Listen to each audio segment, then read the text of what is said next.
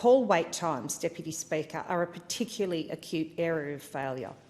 In 2021-2022, over half of customers who called Social Security and Welfare were answered in 15 minutes.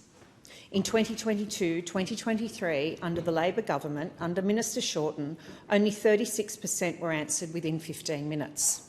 And now, new data obtained by the opposition in Senate estimates reveals that the wait time has blown out to 53 minutes and 26 seconds on average, almost an hour on hold for Australians trying to deal with Service Australia. This is simply not good enough. Deputy Speaker, this is an important motion. It concerns Service Australia. Service Australia is often the most critical government department. It is the interface between many Australians and the federal government. It delivered over $200 billion in payments and services to Australia. Therefore, its performance and the performance of the minister who is overseeing this department after 18 months is critical. Firstly, I just want to note that the release of Service Australia's 2022-2023 annual report has confirmed, unfortunately, that customer satisfaction and other key performance measures to do with this agency have in fact gone backwards. Secondly, Service Australia has become a basket case under the current government, with skyrocketing call and claims processing wait times.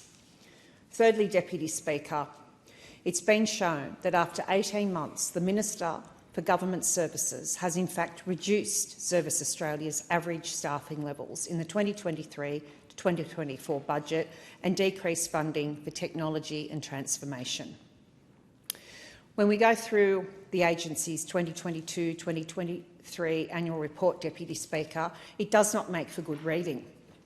First of all, the agency has failed to meet key performance targets, particularly around customer satisfaction, and that is where customers are served within 15 minutes.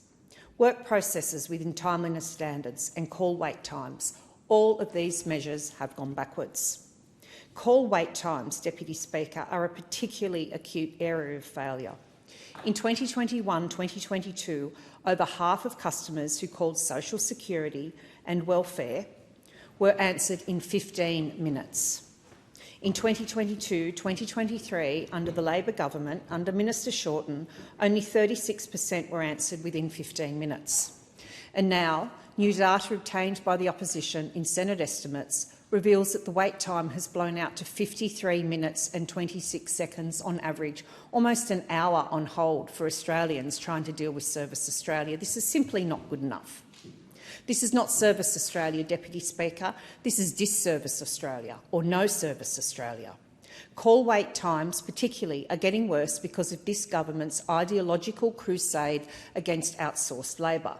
And in that regard, we learnt mid-year that a major call centre contract with Serco had been axed, with 600 jobs for people answering phones cut. Claim processing time is another key performance measure that has also skyrocketed under Labor. My electorate office continues to receive calls and emails for help from Ware constituents trying to deal with Services Australia. We know from data disclosed by the Minister Bill Shorten that claims processing times have been lost.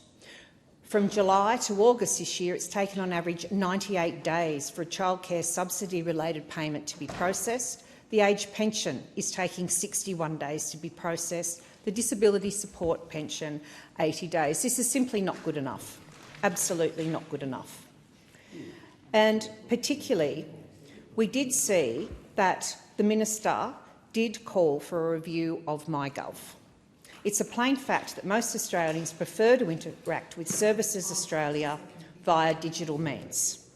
For every one face-to-face transaction in 22-23, there are 110 online transactions. But MyGov is Australia's single largest authenticated digital platform. At the moment, though, it's a cumbersome and difficult platform.